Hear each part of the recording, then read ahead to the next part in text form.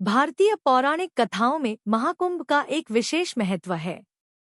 हर 12 साल में आयोजित होने वाला यह पर्व केवल एक धार्मिक आयोजन नहीं है, बल्कि यह मानवता, भक्ति और आत्मा के शुद्धिकरण का प्रतीक है। लेकिन क्या आप जानते हैं कि महाकुंभ का आधार समुद्र मंथन की अद्भुत कथा में छिपा हुआ है? इस कथा में देवताओं और दैत्यों का सहयोग, अमृत की खोज और उससे जुड़े रहस्यों का वर्णन है। समुद्र मंथन का आरंभ। बहुत समय पहले, जब संसार के तीनों लोकों में असंतुलन फैल गया, तब देवताओं और दैत्यों ने एक साथ मिलकर अमृत की खोज करने का निश्चय किया। यह अमृत वह दिव्य रस था जो अमरता प्रदान करता था। अमृत की खोज का उपाय था समुद्र मंथन। मंथन के लिए आवश्यक सामग्री। मंदराचल पर्वत मंथन के लिए मथानी के रूप में उपयोग किया गया। वासुकी नाग रस्सी के रूप में उपयोग हुआ। भगवान विष्णु कूर्म अवतार धारण करके मंदराचल पर्वत को अपने पीठ पर संतुलित किया। देवता और दैत्य मिलकर मंथन करने लगे। इस प्रक्रिया में अनेक दिव्य वस्तुएं समुद्र से निकली। समुद्र मंथन से निकली वस्तुएं। समुद्र मंथन से 14 रत्न निकले, जिनमें से कुछ प्रमुख हैं। लक्ष्मी, देवी लक्ष्मी का प्राकट्य हुआ, जिन्होंने भगवान विष्णु को वरमाला पहनाई। कामधेनु, यह दिव्य गाय सभी इच्छाएं पूर्ण करती है। पारिजात वृक्ष, स्वर्ग का दिव्य वृक्ष। चंद्रमा, भगवान शिव ने इसे अपने मस्तक पर धारण किया।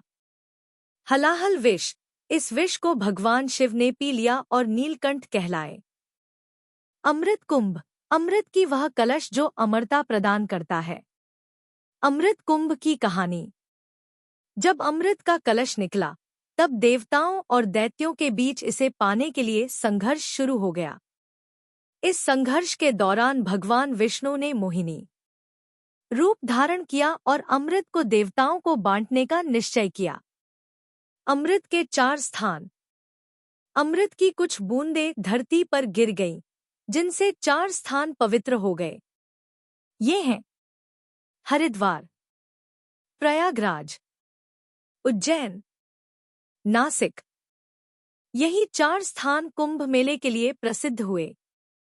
महाकुंभ का महत्व। महाकुंभ उन स्थानों पर मनाया जाता है जहां अमृत की बूंदें गिरी थी। यह पर्व हर 12 साल में आयोजित होता है, जब ग्रह नक्षत्र एक विशिष्ट स्थिति में आते हैं। महाकुंभ न केवल आत्मा की शुद्धि का अवसर है, बल्कि यह भारतीय संस्कृति, एकता और आध्यात्मिकता का उत्सव भी है। 2025 में महाकुंभ। आगामी महाकुंभ 2025 में प्रयागराज में आयोजित होगा। इस अवसर पर करोड़ों श्रद्धालु गंगा, यमुना और सरस्वती के संगम में स्नान करेंगे। समुद्र मंथन की कहानी हमें यह सिखाती है कि जीवन में कठिन परिश्रम और धैर्य से ही सर्वोत्तम परिणाम प्राप्त होते हैं। यह कथा ईश्वर की महिमा, समर्पण और मानवता के लिए सामूहिक प्रयास का प्रतीक है। महाकुंभ और समुद्र मंथन की यह कहानी भारतीय पौराणिक कथाओं का एक महत्वपूर्ण हिस्सा है। यह हमें जीवन के मूलभूत सिद्धांतों और आध्यात्मिकता के महत्व को समझने में मदद करती है। 2025 का महाकुंभ इस कथा को फिर से जीवंत करेगा और हमें अपने धार्मिक एवं सांस्कृतिक जड़ों से जोड़ने का अवसर प्रदान करेगा।